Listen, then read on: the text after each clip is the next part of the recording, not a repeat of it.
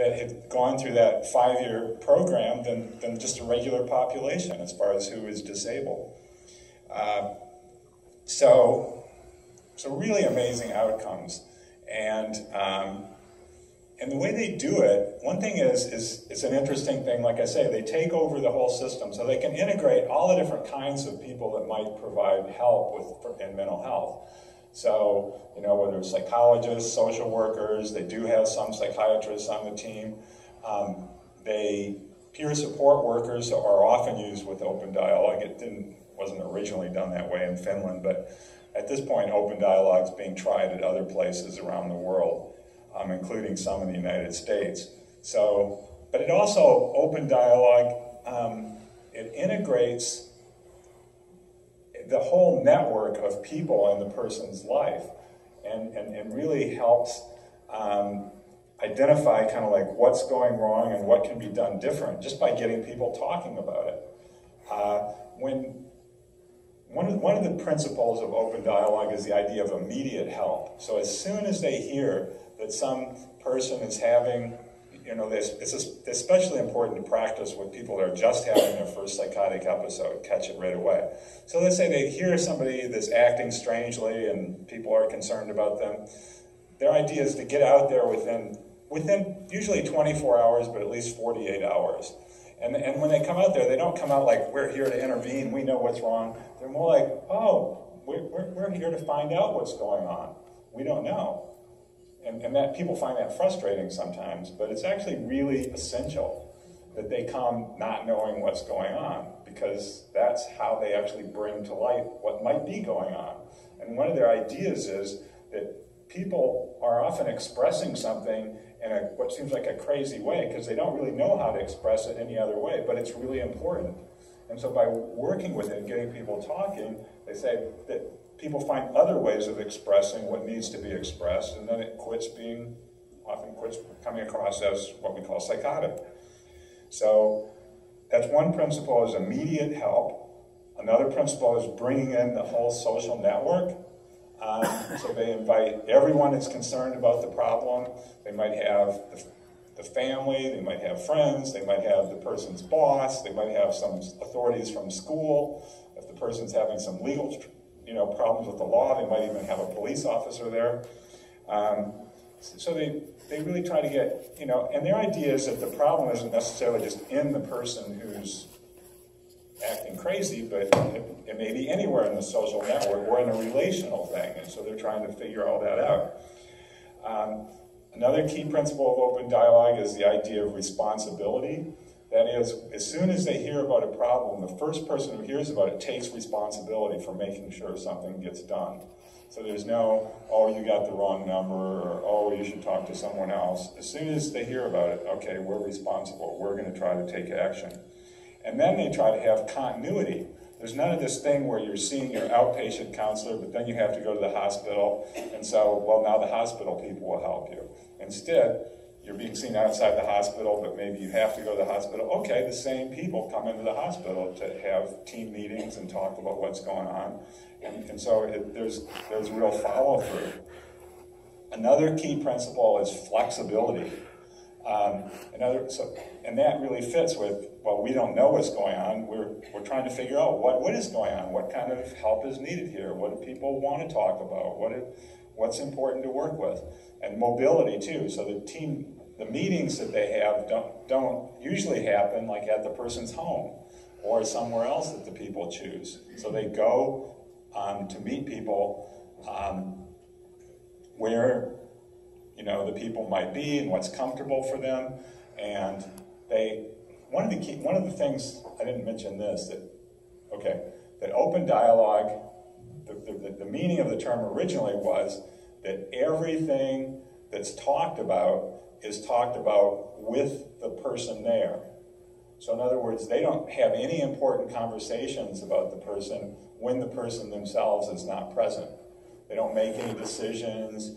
If they aren't sure, if they're uncertain about anything, they'll talk openly about their uncertainties. And one thing they found is they started to talk openly like this, the way they talked really changed. Imagine that. You know, instead of, well, this schizophrenic person with their symptom of this and that, instead they'd start talking to people as people. Oh, sounds like you're distressed about something, and you're, you know, and they would start using much more human terms. But also, and sometimes, of course, the person themselves might be, hey, I don't have any problem, I don't need any help. And in that case, everybody, well, it seems like people are concerned, so we're going to meet with the people that are concerned. But, you know, you might want to stay in your room, but maybe keep the door open so you can hear what's going on. If you feel it coming out and saying anything, you can. You know, and often, eventually, the person does come out and say something. Another key principle of open dialogue is just the idea of dialogue, which means more than one point of view. Or they often talk about it as polyphony.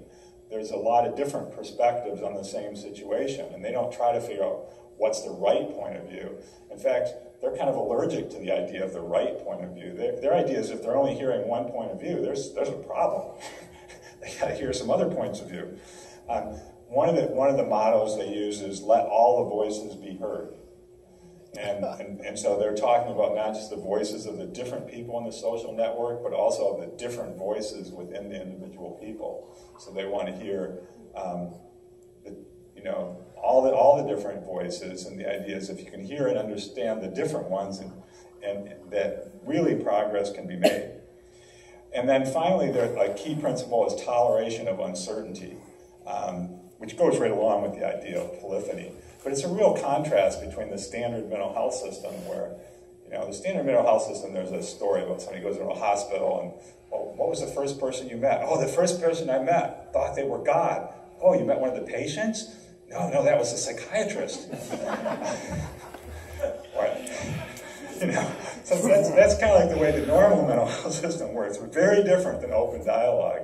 You know, in fact, I saw an interview of a psychiatrist that works with an open dialogue. She used to work in the traditional system, and she said in the traditional system she was supposed to know everything that was going on and tell people what the illness was, and she says that put a lot of weight on her because she often really didn't know. And now she's way more comfortable because she goes in, she doesn't have to know. She says, oh, that's what we're here to find out. Let's talk about it.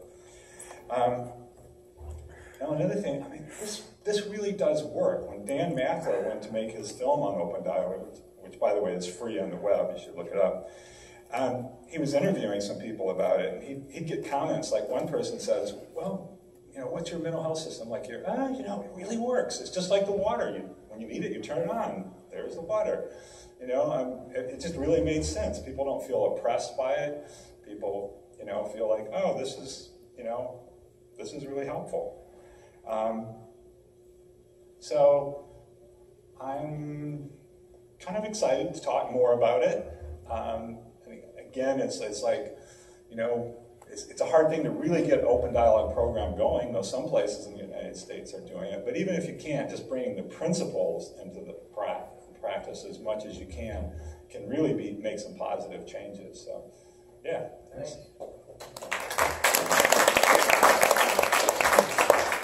Hey, so good morning. My name is it still morning? Yeah. So my name is Stephen Morgan, and I work for Intentional Peer Support, and that's what I'm going to be talking about this afternoon with Adrian with the Peer Run Respites. So I'll just say a few words about it. The Intentional Peer Support was developed by Sherry Mead, and is basically a practice for how to think about and build relationships that have a lot of mutuality. And partly this came about, there's a lot of sort of reasons why it came about, but one of the threads I think is really interesting is Sherry Mead was working with people who were survivors of domestic violence. And one day a woman that she had been seeing came in. Now this woman had seen herself as a survivor of something very traumatic, and there was almost a sort of an empowerment to seeing herself as, you know, I'm a strong person that's surviving something. And she came in this day and she said, you know, I've figured out what my problem is. And Sherry said, oh, what's that? And she said, well, I have depression. And Sherry said, oh, what's going on? She said, well, you know, I went and I saw a psychiatrist yesterday and I told them what was going on with me, and that's what they said I had. And Sherry had been in psychiatric institutions herself, and what this moment, I guess, said to her was, what the hell is going on here? Here's somebody that the day before saw themselves in this one context, this one kind of light of, you know, I'm a survivor, I'm strong, and the next day saw themselves as a mentally ill person. So intentional peer support kind of got born as a way of, you know, how can we build relationships where we think about what we know about ourselves, where we think about what we know about the world, and I guess where we can work with one another or even challenge one another to think about things from different angles. Sherry talked about it sort of being a way, in some sense, to get unstuck from the mental patient role. But it's also sort of a social change kind of paradigm. It's about how do we sort of look at all of the influences and impacts of things on us that end up shaping us and end up landing us in psychiatric institutions.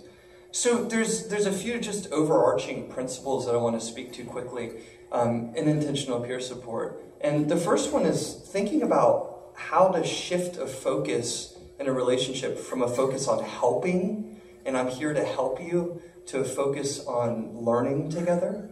And that's just a kind of radical shift when we think about human services. Human services are set up to help these people. And so the idea is, how do we sort of notice the power dynamics in that and the danger in that, and try and instead approach people with the sense of, we're here to learn from one another. I think of this often as a sort of, if you and I are going to a foreign country for the first time. Someone give me a foreign country. France. Someone just said France in my training last week. So we're going to France together, and I've been to France, 10 times, and you and I both show up in France together. Now, you've never been out of the country. I've been there 10 times. What's going to happen when we get to France? Yeah, I'm going to sort of be a guide. We might have a great time in France, but I'm going to teach you about the Eiffel Tower. I'm going to be like, hey, this is where we need to go. This is what we need to know about France. All of that kind of stuff. And that's one particular way of doing things. The other way of doing things is if you and I have never been out of the country at all together, and we both show up in France together, now what happens when we have to figure out where the Eiffel Tower is? What happens when we have to figure out the currency, figure out the language and that kind of stuff? We have to do it together, literally from scratch. We have to build on some of our knowledge, but we have to figure out that stuff together. And that's this kind of position of learning together. Is we've got all of these words to try and talk about people, but much as Ron was saying with open dialogue, how can we sort of instead kind of put that aside, come together and be like, you know what, let's sort of explore us together without these preconceived notions. The second focus is, the second principle is shifting from a focus on individuals and you and your brain and your illness or your sickness and the idea of everything being directed at one person or a singular kind of problem, and shifting, shifting a focus instead into relationship. So instead of having things based on what is it that you need and how can I help you recover, it becomes about what is it that our relationship needs in order for us both to be present, for us both to be able to have our power not taken, and for us, have a relationship that's safe enough that we can kind of have the experiences we're having and figure it out together. And lastly, we talk a lot about shifting from fear to possibility. This is a third principle, sort of like getting out of these ideas, these preconceived notions of what might happen to somebody, and trying to be kind of open to creating something different with one another. So just intentional peer support is practiced in a lot of different places. We've worked with some of the folks that were the predecessors to open dialogue, to train clinicians and peer support workers and nurses, and in a project called Parachute in New York City, we've trained most of the people that work in peer respites in the United States, and we've worked a lot with different peer support groups. But we've also started branching out and training people that are in more traditional roles, as well as veterans, survivors of domestic violence. I'm working right now with women who have been diagnosed with postpartum depression, and starting to sort of have a wider appeal. And I have to say that kind of excites me, because I'm tired of mental health silos, as if we're some sort of different universe that needs different approaches than the rest of the world. So hope that y'all will come. We'll have we'll try and sort of make it interactive and practice what we preach. Thanks.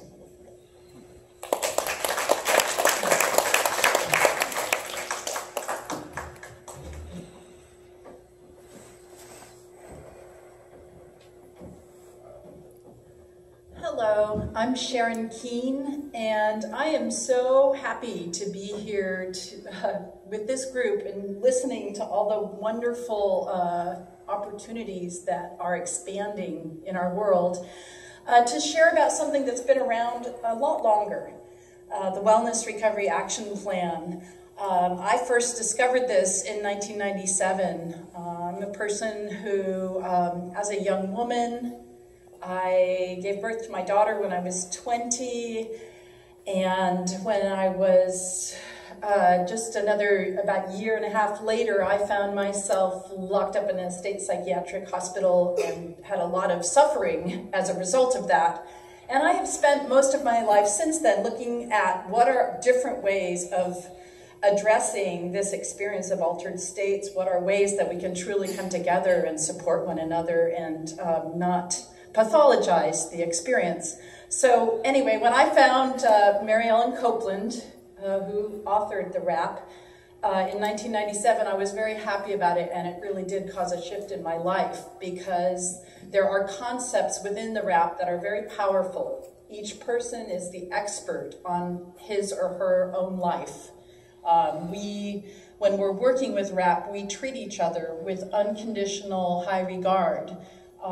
There are no limits to people's recovery. And so, I mean, I know a lot of people have probably heard about RAP, and it seems like there's a conception that RAP is everywhere and RAP is always available. How many people already heard about RAP in this room? Yeah. So it has been shared in ways that have been kind of mainstreamed for an alternative approach, really. It came out of a community of peers, people who had had hospitalizations and disruptions in their lives. They came together, and Mary Ellen Copeland was one of the members of that group. Now, she happened to have the skills and the inclination to capture things in writing. And RAP got endorsed by SAMHSA. It's been shared at a lot of conferences. It's actually been recognized as an evidence-based practice, which of course mainstream systems love. But the thing that I want you guys to know about RAP is that, you know, RAP is a plan. There's two parts of RAP. There's I wanted to give you guys these handouts because I don't know how many people will actually come to the focus workshop on it, but there's just a little bit of information that I thought might be useful. It also references the websites. What I want you to know, though, there's RAP, which is the structured plan, 7 sections where we reflect on ourselves, what we've learned about ourselves from our lived experience, from our own sense of personal knowing in our lives, and we write about ourselves if we choose to. It's absolutely voluntary. So based on reflecting on my life, noticing certain things, noticing choices I could make to do certain things that tend to make me feel good, we call these wellness tools. This has been a foundation in my life. I've been working with this plan for almost 20 years, so you can imagine that RAP is not a new thing necessarily, but the old opportunity that has made this so valuable to so many people is that it's actually a system or a structure for any person to use to focus on what I want more of in my life, how I'm going to make choices in the moment to achieve that. So, so there's the plan itself, the RAP plan, and then there's all the work that has been captured around that, which I think is really summarized by the values and ethics of RAP. And that's what I was mentioning at the beginning about unconditional high regard. Each person is the expert. We all make our own choices, and whatever I say is right for me because we all need to and have the right to have our own learning. And then the beautiful thing about it is that often RAP develops in spaces where there are support groups and opportunities for mutuality. And so I guess what I really want to say is that RAP, when it's done right, is an awesome creation of a space for people to come together and be real about our lives and what we want and what works for us and not. So it's a true learning space. But often people just take that 7-part plan and go, oh, this is what RAP is, and then it results in what we call crap. It's not RAP if it's not, based on, peer support, mutuality, choice, voluntarism, and all those things. So I need to stop so that my partner Joanza can speak a little more about RAP. But I just want to say, if you come in to our corner, we're just going to go a little deeper with what RAP is like, what the opportunity is, and hopefully give you an experience of it.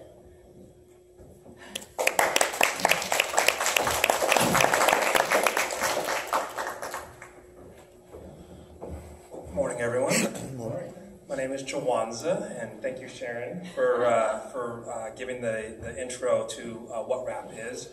I'm just going to take a few moments and share a little bit about what RAP is for me, what it's done for me, and just share kind of what we're going to be talking about a little bit in our session. Okay. Thank you. Kind of touching on what Sharon just talked about, what I've really learned about RAP is that a lot of people who have heard about RAP, think of RAP as that 7-point plan that Sharon talked about. It's this plan that we do. And really, what I came to find out when I went through it myself, as I was addressing some challenges in my life, is that it really, the history is grounded on a group of people coming together, and the RAP plan is a byproduct of that.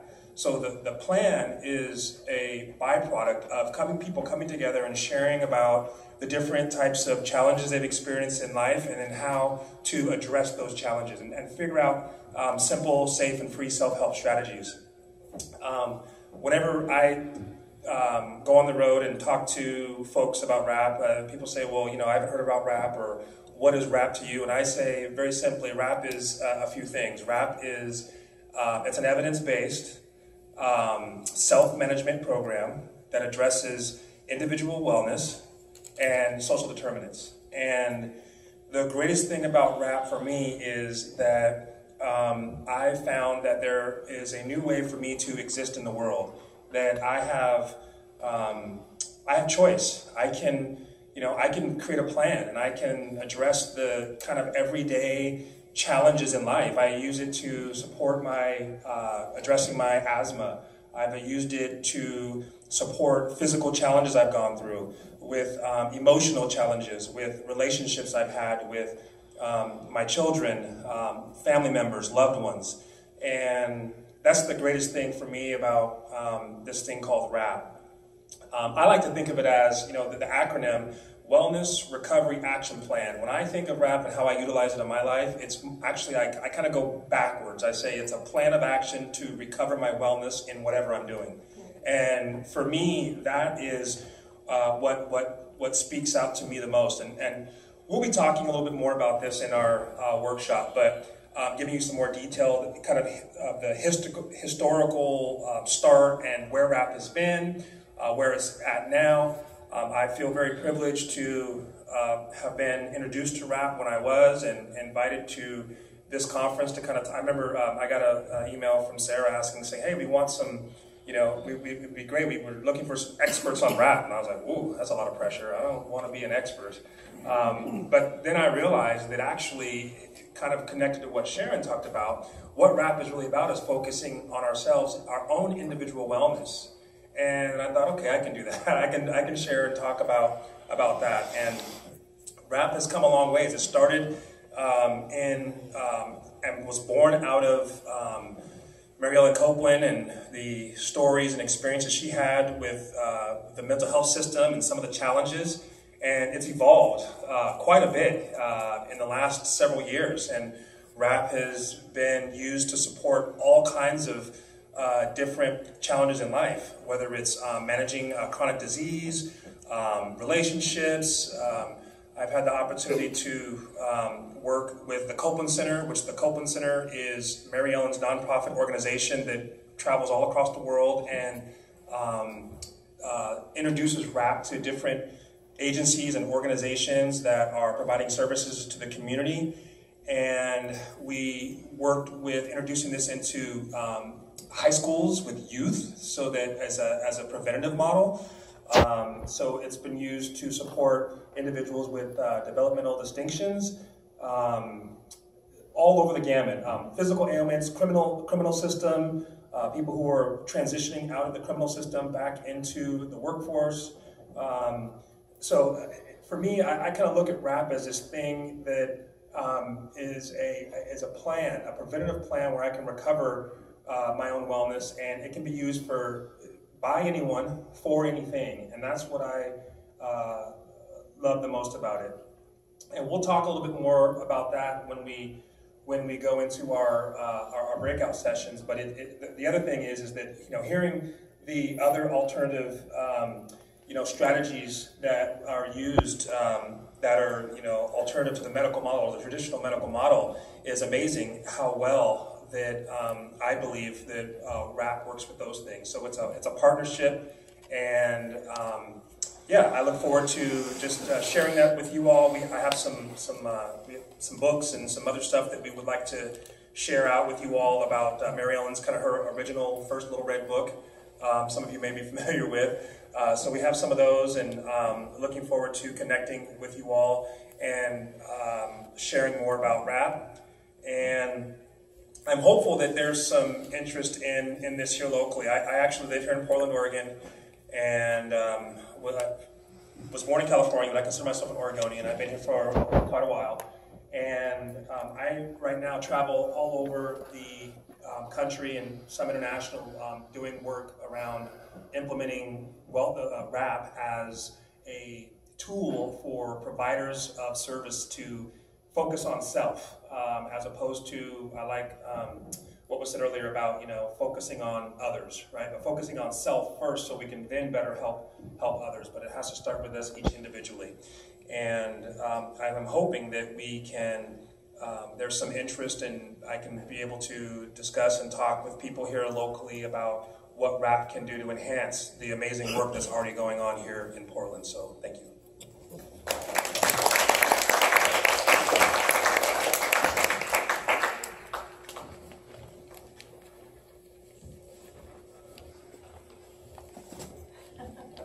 Okay, I understand.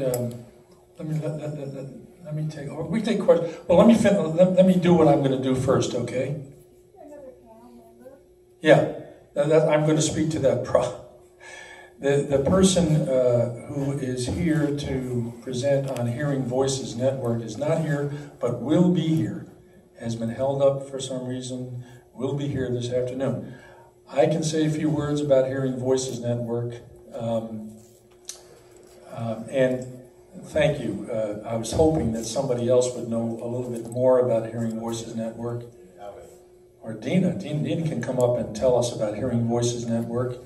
And then we really, the seventh alternative is the Soteria type sanctuary house. Jim Gottstein is here. Jim, you want me to talk a little bit about, you want to come up and talk a little bit about Soteria just for 10 minutes? Well, I want to go to some of the other ones. So. Okay, well, let me say